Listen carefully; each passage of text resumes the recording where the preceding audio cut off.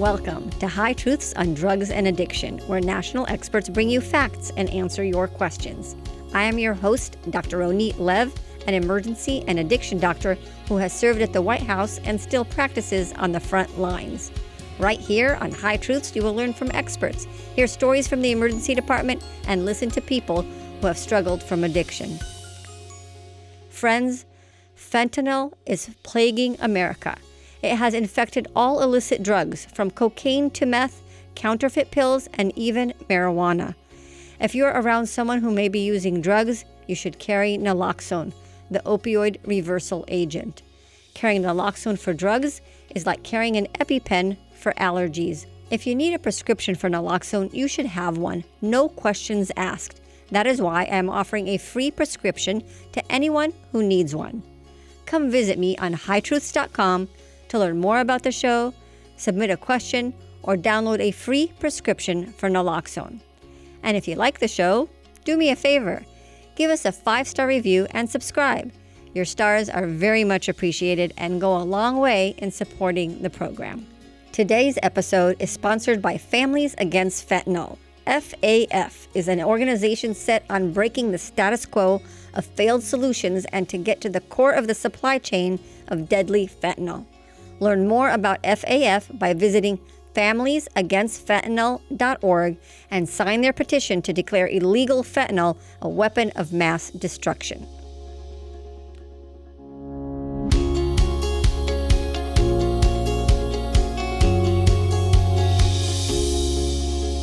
Hello again, High Truth listeners. Get ready for a Lights and Sirens conversation. I'm your host, Dr. Ronit Lev. Lights and Siren, a Code 3 emergency response activated in times of immediate danger. Lights and sirens are often used for drug overdoses and poisoning cases. The very first 911 call ever made in the United States was placed by a senator in Haleyville, Alabama. The second was from Nome, Alaska. Today, there are over 240 million 911 calls every day from the United States, or 450 every minute. People call 911 for medical reasons, mental health crisis, and social dilemmas. No matter what, the system is there for you. Behind the scenes are EMS professionals who perfect the response system, as well as connect patients with the chain of care from 911 call to the hospital. That used to be the only avenue for a 911 call, a hospital. But now there are other avenues of care outside a hospital that we will hear about. Shout out to my producer, Dave Rivas, who worked as a 911 dispatcher, fielding all sorts of emergency calls before he retired and devoted his career to sound, music, acting, and, of course, the High Truth podcasting. And with that, let's hear our question of the day. Hi, Dr. Lev. It was nice meeting you the other day in the paramedic radio room. My name is Rochelle, and I'm an assistant-based hospital nurse coordinator. Our hospital is a base station where paramedics call in and get direction from MICNs for guidance on medical therapy and destination decisions for 911 calls. My question is, now that there are more medication options to treat opioid withdrawal, do you think that buprenorphine will become part of the medication options that paramedics carry? Thank you, Micheal, for your provocative question and your daily support of patients who call 911 and are brought to the hospital. Interestingly, your question also explores how 911 calls can provide treatment without transportation to the hospital. To answer your very great question, I have the rock and roll star of EMS, Dr. Gene Hern. Dr. Hern works as a medical director for both public and private EMS agencies in California and has been the medical director for GMR Contra Costa Operations since 2007. He's board certified in both emergency medicine and emergency medical services. He is a clinician, researcher, author, award-winning educator, and innovator. Is there anything else he did not accomplish in his career? For High Truths audience, you may be interested in the creation of Overdose Receiving Centers and paramedic-initiated buprenorphine. To learn more about Dr. Gene Hern, check out the High Truths show notes. Dr. Gene Hern, welcome to High Truths. Thank you so much. I'm very excited to be here. I think I met you when we were both children. It was a while back. A long time ago. And wow, what an accomplished career you've had. You're the rock and roll star of EMS.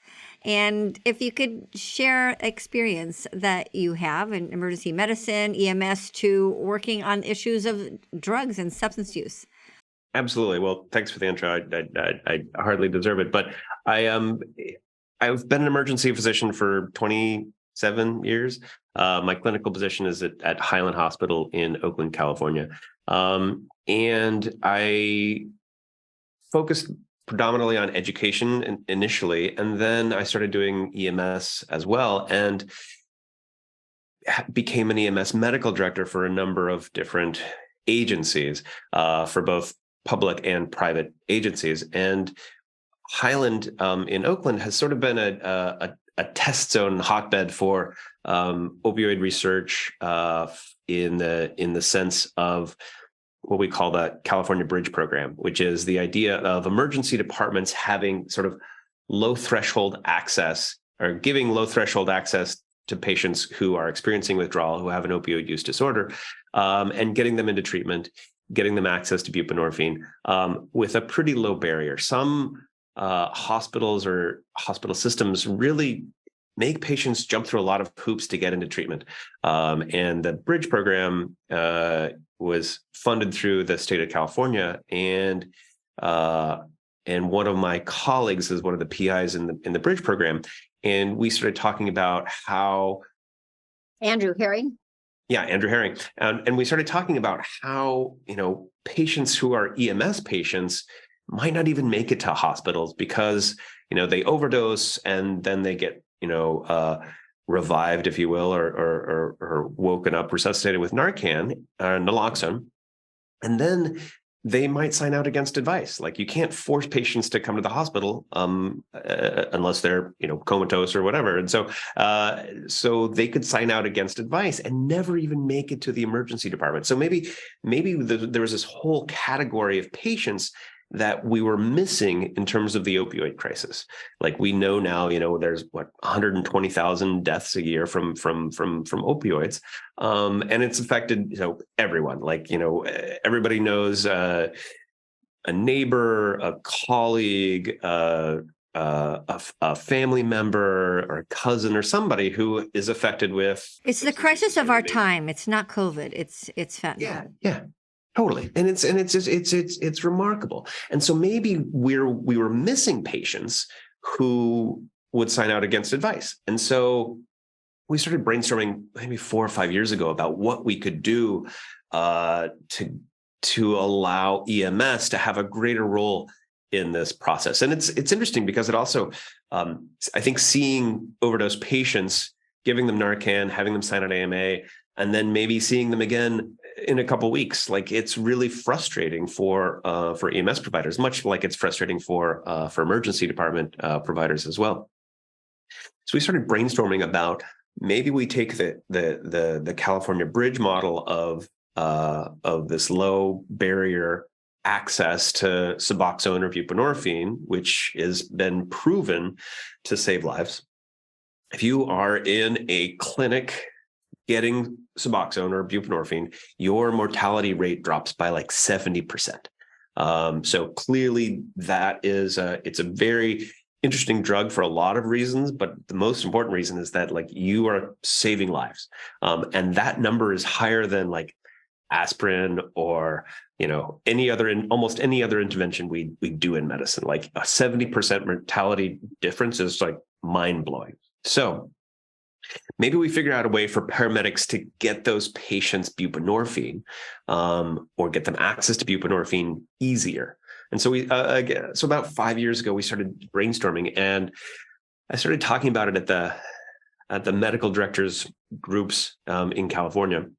And by the way, California isn't the first, but our project sort of took off of some other projects that were started. So I have to shout out to Camden, New Jersey, and San Antonio, just like groundbreakers in the field.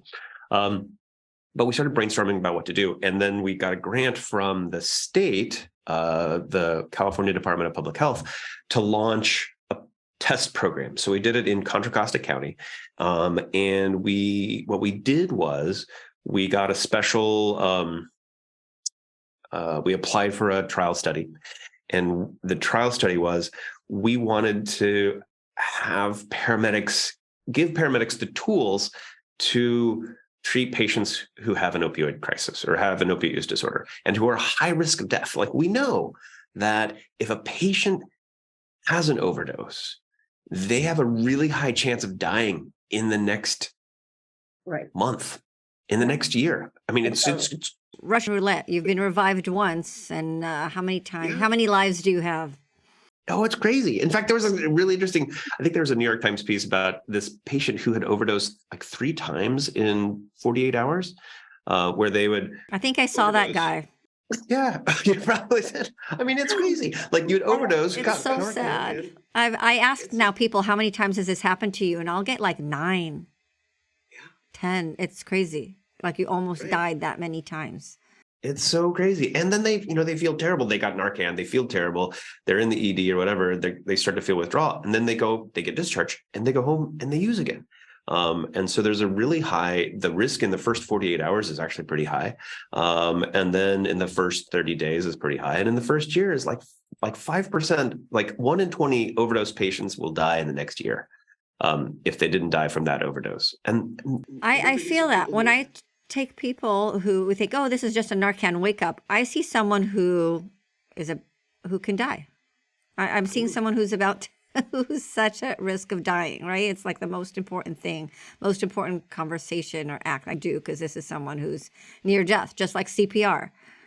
Right. And so what's interesting is that, there's been so much stigma about, patients who have an opiate use disorder, but you look at them and you're like, it's like they have like this incredibly like precipitous, like heart disease, like blockage in their artery that, is like super high risk.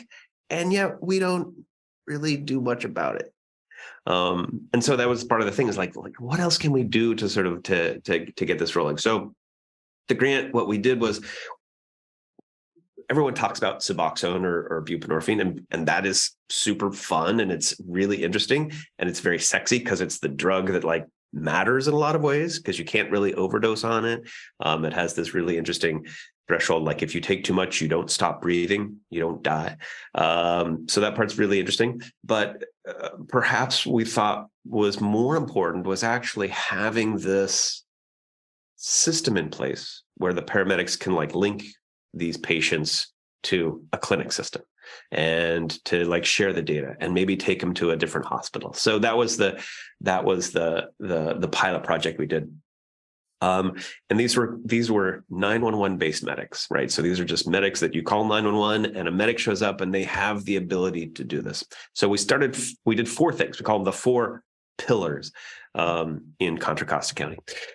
And the reason why we chose Contra Costa is it had a pretty good like clinic, like community clinic, public health clinic set up so that they could get access to appointments. So the 4 things were, we had a public access Narcan program or naloxone distribution program. So the paramedics can hand out naloxone to a patient that had just overdosed, a family member, somebody on the street who walks up to them and says, hey, can I get some naloxone? And that's funded through the state of California through a grant. But it's really cool because it's basically like distributing free naloxone to anybody who needs it, who might be at risk. So that we thought that was really important. And we've actually had a number of reversals from the naloxone that we have given out, which is pretty cool. I think we're up to like 25 reversals, 25 or 30 of the ones from the naloxone that we've given out.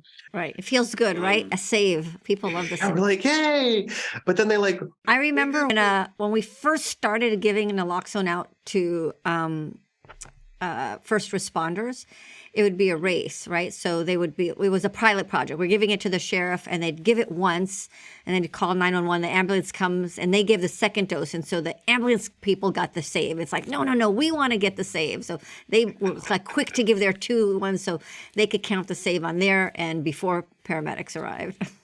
Yeah. And it's great. I mean, it's incredibly important. And it's the public access naloxone, the threshold has really been changed. I mean, you can go into almost any pharmacy and get it now. I mean, it's really been helpful. So that was something we thought was really good, because what was really interesting is that like librarians could give out naloxone but paramedics, like it was really rare for agencies to do it, which was sort of funny. We're like, why is that the case? Like law enforcement would have it. It's also sad that the library is a place to use drugs, but that's another. Exactly. But we're like, oh, like random community organizations can hand out naloxone, but like paramedics don't. Like, why isn't that the case? And again, it's a question of like, oh, well, is there liability? What if what happens when the drug runs out? And it was just sort of a strange, like, demystifying the process. So in your study, did in your pilot project, did ambulances have buprenorphine just like they had epinephrine and atropine and other drugs? They did. It's really cool.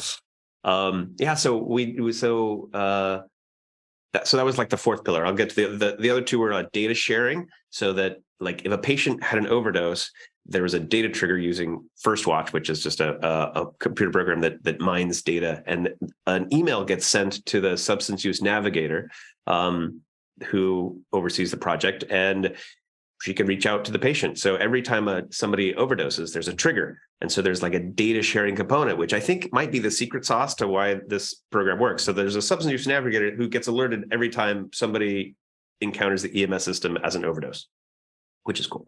The third thing was an overdose receiving center. And we designated our county hospital as like the place to take overdoses if a patient is willing. We are not forcing anybody to go there, but just like a trauma center or a stroke center, we thought that maybe these patients who are at high risk of dying should go to a place that has like docs who are ready to prescribe more buprenorphine, give them a prescription, follow up with clinics, and have a navigator there. So that was the third thing. And then the fourth thing was to enable all of the rigs to have buprenorphine. And so all of our paramedics got trained on how to do a COW score, which is the opioid withdrawal scale. And so if they encountered a patient who was in withdrawal, they could give buprenorphine. There's a whole protocol, but it involves actually calling like a base physician to just confirm that it's a reasonable case, and it fits the criteria. But it's pretty cool. And so this is in Contra Costa, we were the first one to offer buprenorphine for any kind of withdrawal as a 911 medic. So you could either be in withdrawal because you just got a bunch of naloxone, or you could be in withdrawal because you just haven't used in a few days. But if your COW score reaches the threshold, we were enabling the medics to make a difference. Don't you have to wait? Like if when we have someone who overdoses and you give them naloxone, and wait at least an hour till that's, so I don't put them in withdrawal by giving Suboxone. How did the medics handle that? Yeah, it's really interesting. There's this weird phenomenon that we found with the post-naloxone patients that like flooding them with buprenorphine actually works really, really well. And you don't need to wait. And what's really fascinating is that the Camden folks in New Jersey, so they were the first, I have to shout out at Cooper Health, they were the first to have a 911 based EMS system. It's not like a community paramedic or a mobile integrated thing. They're literally like street medics who can do it. And they can only give it post naloxone. And they've given it out like 200 times now. And I think they've had one case of precipitated withdrawal. Wow. And there's so. Did they use a higher dose? Yeah, well, they use a pretty big dose. And this is something that there's a little bit of tension, I think, between the outpatient addiction specialists and the emergency department based addiction specialists. We always want more, right? We do more, and they do like the microdosing, and we like. Well, yeah, we like, for us, we're like, go big or go home, right. Sort of. And so for our patients, like especially post naloxone, like they are in withdrawal, right. Like big time withdrawal. And so like if you they're already in withdrawal, you're not going to create withdrawal. They're in withdrawal because we just saved their lives. Yeah. And what's interesting is that this concept of like microdosing or like cross tapering is really in that clinic setting where you're not sure if a patient is in withdrawal or maybe they are still using. And so you give them like a little bit and then they can still use. It's very strange. Jean, you just affected, I think, how I'm going to start approaching patients who come to me, because when I feel like they're high, what I've been doing is saying, this is not for you today. Here's a prescription, use it tomorrow. You want to be in withdrawal. Now I'm wondering, it'd be an experiment. If I know they're high, if I should just, and they want to start buprenorphine, if I should go just on a huge dose or if I should just wait to the next day. I've been just waiting to the next day. It's really, all right. So there's one case report in the published literature and by the way, our audience to hear what doctors go through when they don't know an answer. Yeah, no, it's really hard because if somebody is like, if they have opiates in their system, if you give them buprenorphine, they will go into withdrawal and they would feel terrible. And so buprenorphine is really in the patient who is experiencing withdrawal. But there's one case report, and I've heard of some others, but they haven't been published, where somebody was in the ED. Actually, I think the case report was published out of Camden. They were in the ED. They were high, like they had opiates, but they're like, "Look, I want to get off," and so they literally like gave them Narcan to send them into withdrawal. Oh, interesting.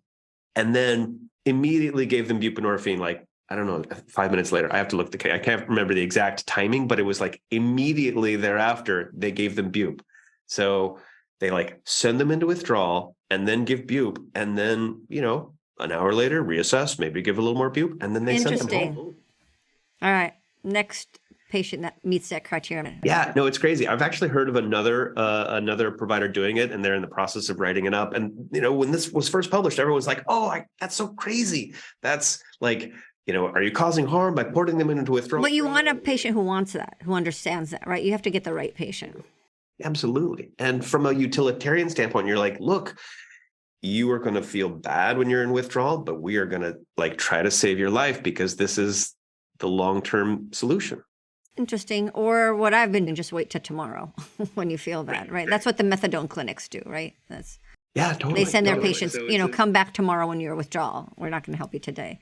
Yeah, no, it's really fascinating. So, yeah, so we've now, so we thought that we weren't sure what the percentage was going to be for the patients who are in withdrawal because they just overdosed and got a bunch of naloxone, or if they were in withdrawal just because they hadn't used for a while. And it turns out like 2/3 of our cases are because they're just in withdrawal, like they haven't used. Oh, interesting. I thought it would be the other way around.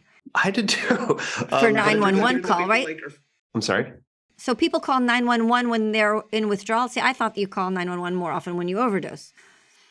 Yeah, it's weird. I mean, just because they feel terrible, they're vomiting, or they're just in a lot of pain, and they're like, what else can I do?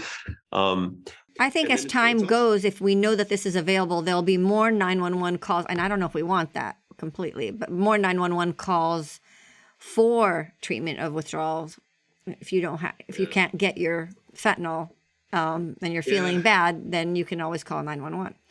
Yeah, it's interesting because if somebody's miserable from withdrawal, I don't think they call and say, "Hey, I'm in withdrawal." They call and say, "I'm vomiting.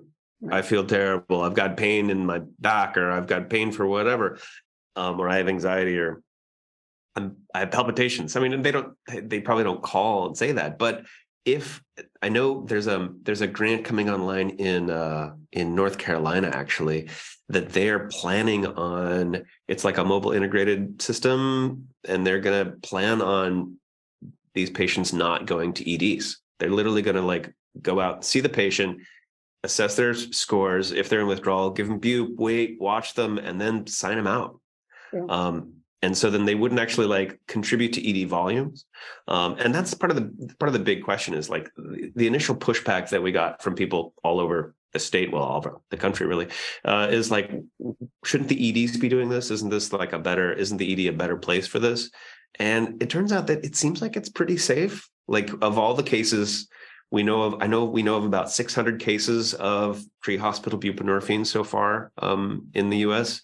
And we know of like 6 or 7 cases of precipitated withdrawal. So like 1%. It seems like it's pretty safe. And what's also interesting is that like, it's really important to get this clinic access component. Like buprenorphine here, you've got it, but you need to follow up in clinic tomorrow or the next day. You already have an appointment. It doesn't really work so well. Otherwise, then what, right? Yeah, exactly. And you're like, you really have to be in long-term treatment because, a big dose of bup will last 24, 36 hours. But it really has to be sort of an ongoing program. And what's really cool about this program is that like 1/3 of our patients who get buprenorphine are still in treatment at 30 days. And that is the thing. Yeah, that's actually like a little mind-blowing. So it's not just us. So the Camden folks also have shown a follow-up rate like in the 35 or 40%. So it seems like as long as you if you give them bupe and then if you have a good clinic access system, like you can get these patients follow-up and people who will and then you get your mental health fixed and your physical health fixed, but you can't do any of that if your brain is hijacked by drugs. Totally. Yeah. And I think that's the case. Is like bupe has this weird thing, like it takes care of all those withdrawal symptoms, but it doesn't make you altered or have you stop breathing. And so I feel like it gives the patient. And in this day and age, no one should be suffering from withdrawals. That right? We have treatment for that, right? Whether it's EMS or in the hospital or at your doctor's office, or that's very treatable easily.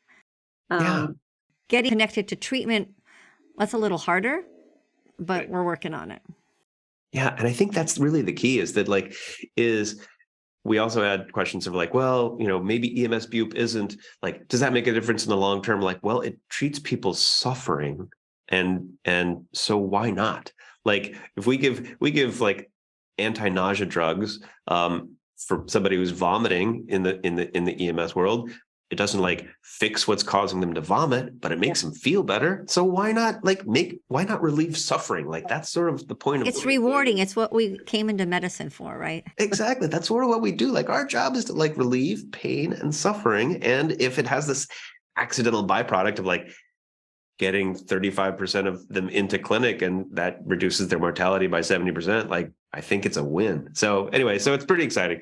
Rochelle Shagag is Rochelle is an EMS nurse director in our emergency department, and her question is kind of like what we've been talking about, but she is asking, will there be a time when buprenorphine becomes part of the medicine chest for every paramedic to carry and to treat withdrawal or opioid use disorder? I think it might. It turns out that we need to treat enough patients with buprenorphine and have enough data to show that it seems like it's pretty safe. But so far we've got pretty good numbers. It's a drug that it has a lot of people aren't very familiar with it. Even a lot of emergency physicians aren't familiar with buprenorphine. And so it takes a little bit of that discussion and to say why it's important. We actually, in the state of California, you can now apply as an EMS agency to get a waiver, a local optional scope, so that your paramedics can do it. And so far we have 8 different counties in California that have applied. And so in the next year, actually San Diego is going to start a pilot program with a couple agencies doing buprenorphine.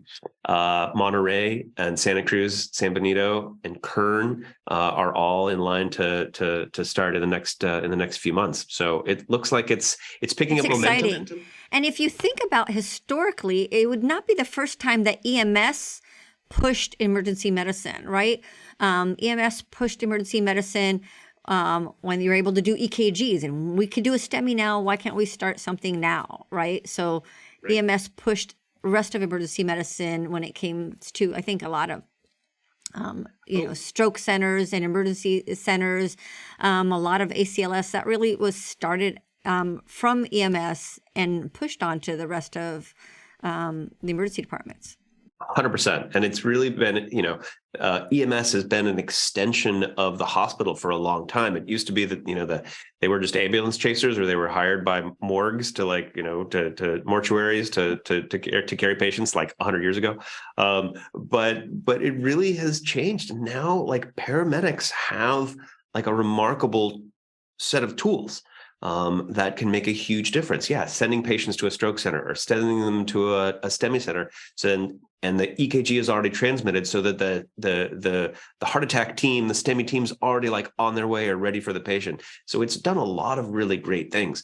And this is certainly one other tool that seems like it's pretty safe, pretty viable. And like if we have 120,000 people dying in this country every year, like it seems like the right thing to do. Right. So there's always like a controversy, like you started the concept of an overdose receiving center, sending that specific patient like into a stroke center or a heart attack center for an overdose center. And the philosophy is, shouldn't we all be doing that? Do we really need a specialty center, or should we all be doing that anyway? So what's your take? I mean, I think in the ideal world, we should all be doing that anyway, but we're not there. Like, we know that emergency, like it was up until this past year, it was a huge threshold to get an X waiver to allow emergency physicians to prescribe buprenorphine. But we X waiver. Yeah, I mean, it's true. That part is awesome. But even now, like if you ask like a pool of emergency docs, like how comfortable are you prescribing buprenorphine? A bunch will still say like they don't know or they haven't used it very much. And so until that time happens. I know, but they just need a nudge, right? I mean, we didn't have that when like, oh, well, I don't know how to treat COVID, right? I don't know what to do with monkeypox. It's like, we've done way more complicated stuff. Exactly. And so maybe having EMS give buprenorphine and they show up at the hospital like, I think that's what will happen. That could be happen, or we all. I think we'd all be doing it. The thoughts that I have on it, one is to not the dangers. One is I see a lot of patients who overdose. I end up admitting for medical reasons. Right? They had ARDS or aspirations, or they keep re-narcotizing and they need to be on a fentanyl and a naloxone drip. So that's like one thing that just kind of needs to be in the protocol of, people, and I'm sure EMS does it well. If people really, you don't meet outpatient criteria, you need to go to the hospital. And then I love the concept of maybe you don't need to go to the emergency department, right? I think all overdoses, people who almost died, all those people need to go to the hospital. We need to, make sure all your organs are working. But if people are calling 911 for withdrawal and it's an opportunity to connect them to treatment, then maybe they don't need to go to the emergency department. Maybe there's street medicine or mobile SUD units or harm reduction. And I've heard of programs with harm reduction. You can get, an iPad and a provider and start buprenorphine and get your prescription sent from the field and not even go to the hospital. What do you think of those concepts of? No, absolutely. And so you think of we know that our volumes for EMS patients have gone up, 5 to 10% a year, every year. We don't have any more medics, in the field. In fact, we have fewer now because of COVID and everything else. So if we could take those patients and not transport to the hospital, wouldn't that be better? So then you have decreased wall times for the patients who are waiting for beds. Yeah. Decreased, all the hospital congestion, all the ED overcrowding. I mean, that's it makes perfect sense. I love it. You actually gave me another idea. There's a company we did a podcast with called Clear Scientific, and they're developing a sequestrant for methamphetamines, and it works kind of like sugamidin for used in anesthesia. And it'll just sequester the meth, deactivate it. It includes actually fentanyl as well. And then you eliminate it from your body. So you immediately get your brain back. It's not like Narcan, where it takes it, when Narcan kicks opioid off the receptor. This actually captures the entire drug and deactivates it. So I could see a time where paramedics are using that, where you have patients who are agitated and presumably on methamphetamine. We know that very well on the West Coast. And you give them this CS 1103 and boom, they're better. They have their brain back and now they can make decisions, because people who are really high on methamphetamine, they don't have the wherewithal to decide well for themselves. Yeah, no, I think that's really the key, is that it has to be this middle zone where like you said, if you give a patient naloxone, like they feel terrible and they are in no condition to like think about going to a clinic appointment tomorrow or the next day. So you have to find this middle zone where they don't have any clinical intoxication, but they're not feeling so bad that the only thing they want to do is get intoxicated again.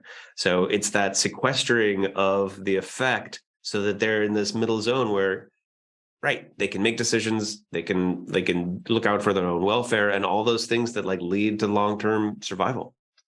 So one of the concepts that you said in one of your pillars I really liked when I was at ONDCP, I met with an EMS director who also happened to be the public health director.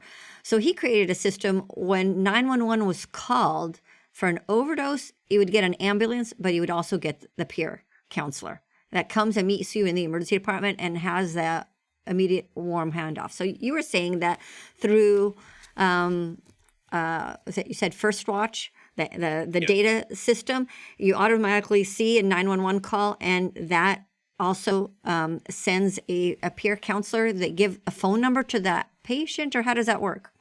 Yeah, so it is so both ways. So you get the trigger goes to the substance use navigator, who is a peer counselor, who's based at the hospital. And so if they go to the Overdose Receiving Center, then the peer counselor can literally walk down the hall and start seeing that patient and helping them get through the process.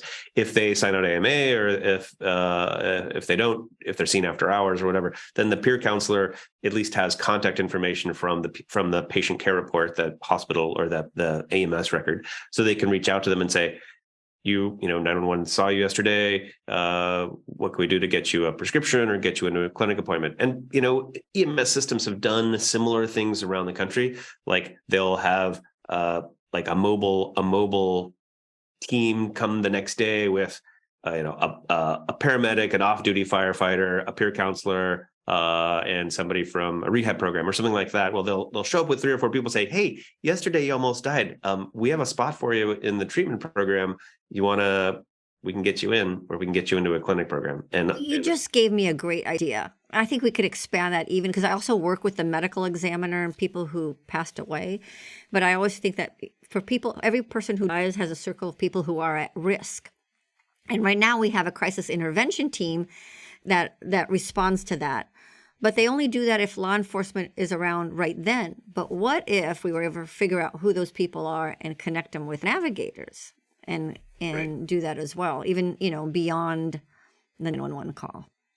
Absolutely. And that's the thing, is like the one that there's a couple that stand out, but there's one in, I believe it's Ohio. It's called Coleraine Township. And they did something similar. Like their next day team, I think, has a social worker. I think they actually have like a law enforcement person, social work, law enforcement, peer counseling, and a paramedic who goes out to the house and says, "Look, we're here to help. How can we help you? And just assesses the situation, see if there's others at risk, and provide clinic appointments and counseling and everything else. Because look, it's a non-judgmental thing to like get them right to stay alive. Right.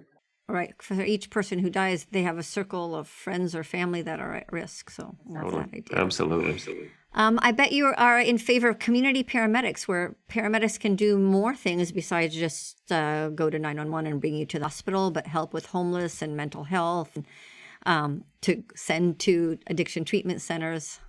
How are you advocating for that or utilizing that? What's the best? Absolutely. So yeah, community paramedics actually have a huge role. Any of the sort of mobile integrated systems can do wonders in this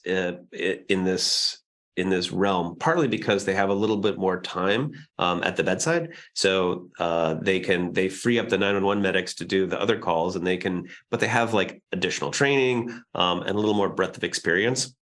So San Francisco just went live, actually April 1st, for their EMS BU program that we helped to get off the ground. And they have like a community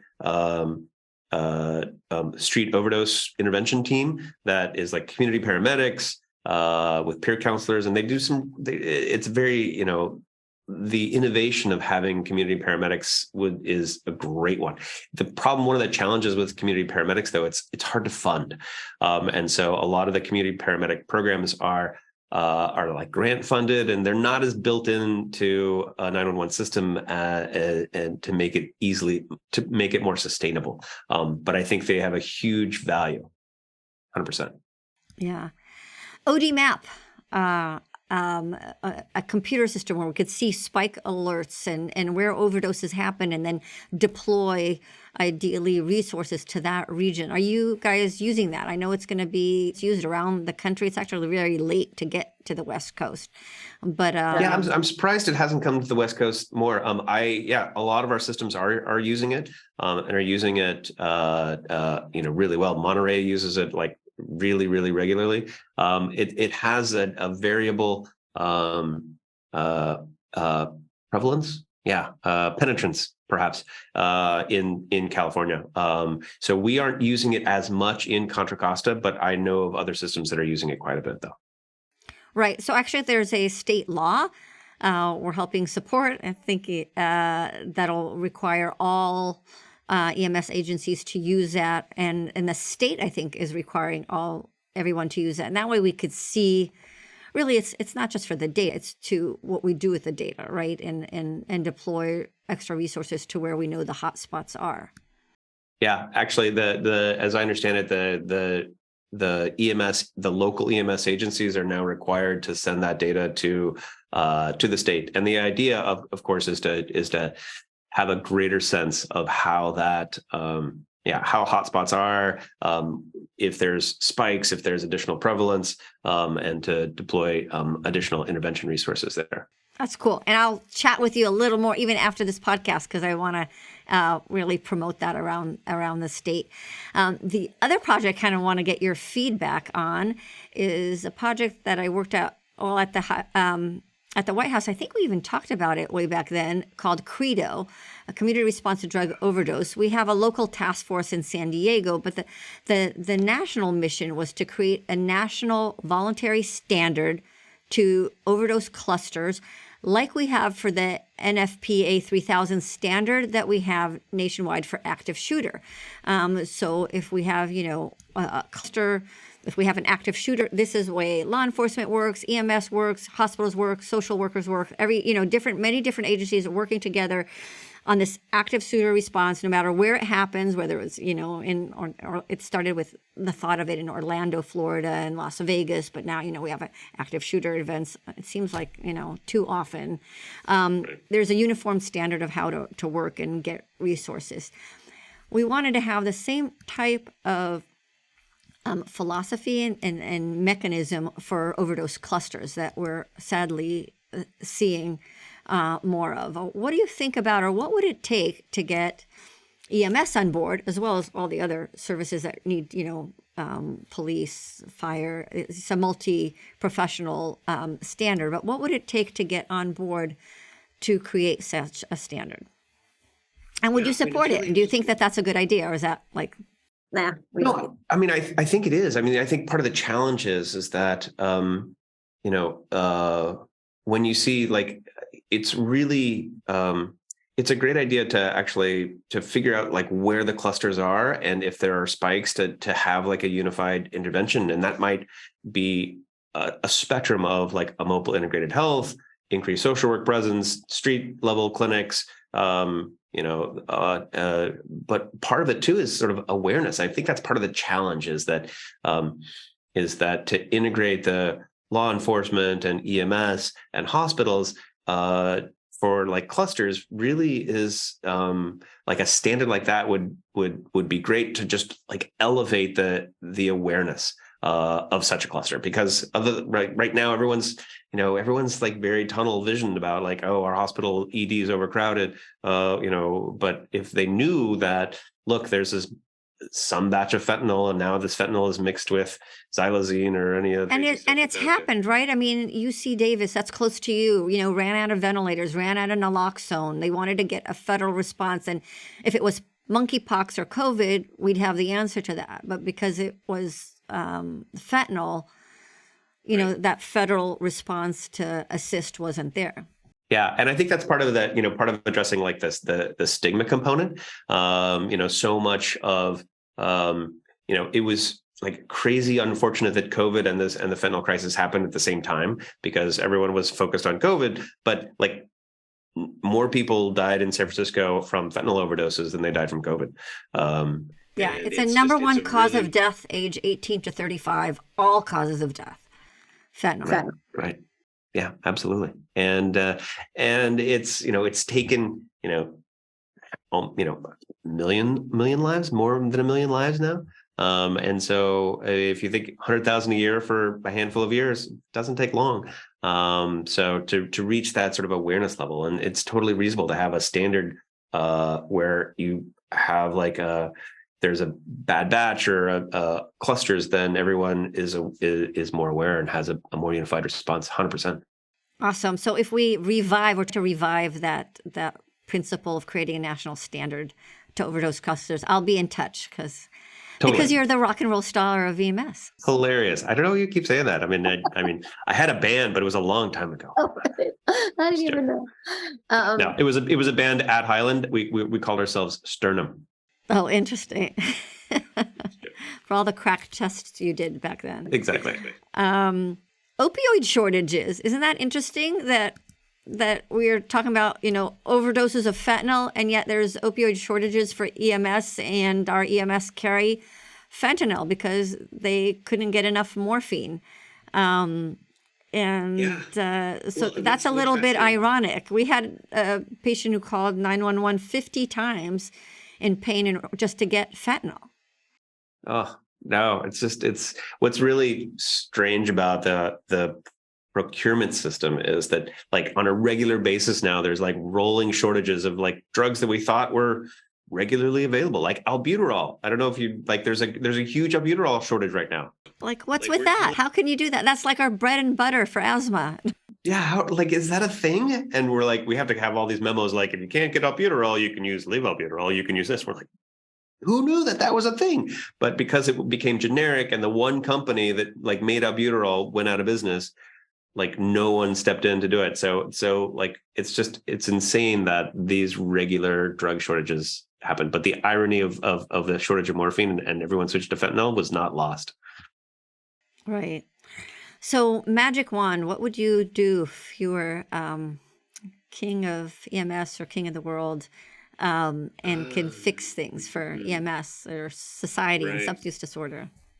Well, I think my magic wand would be to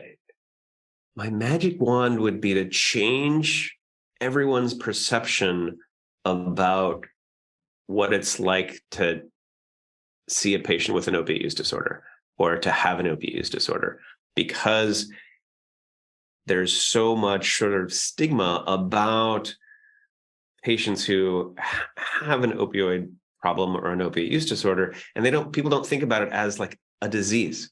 And it's a disease that's super deadly. And if you walk down the street and realize that, of the 20 people you saw, let's say they all had an opiate use disorder, one would be dead in a year.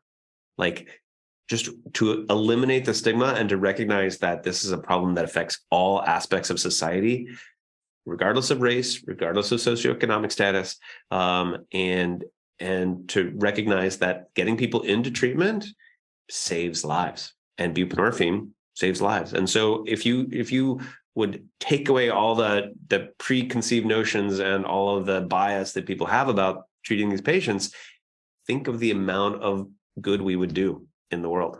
Well, your magic wand is not really a magic wand. It's going to happen. I don't think that's magic. I think we're already on our way to do that. I think people who enter the medical profession love fixing things, and you teach this as, here's something that you can fix. We love that.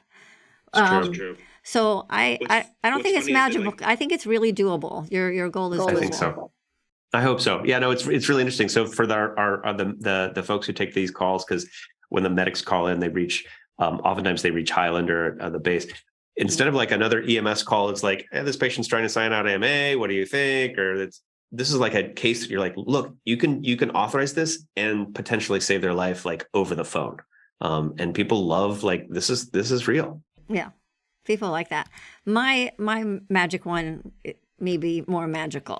But I would like to see a world where we get the whole disease process, the whole substance use disease to much lower level. And that's by doing primary prevention, right? And we did that with tobacco. We did that with the opioid prescription epidemic. My listeners are like maybe tired of me saying this all the time, but I see that that's where we need to invest in, because we're really investing a lot in treatment, but we're not doing the same prevention initiative that would prevent someone from having an opiate use disorder in the first place. And we could do a lot in prevention, and that would be my magic wand. Totally. No, I love it. I think that'd be great. Yeah. So I want to say thank you so much to Rochelle. Thank you for your question and your work with EMS, integrating between the paramedics in the field and bringing them to the hospital. And thank you, Dr. Jean Hern, for this discussion, for your vision, for your magic soon-to-be hopes for the future. Wonderful. Thank you so much for having me. This has been awesome, and I've really enjoyed sharing with you some of our perspectives. Thank you for listening to High Truths on Drugs and Addiction, where national experts bring you facts and answer your questions. This week's episode would not be possible without the generous support from our sponsor.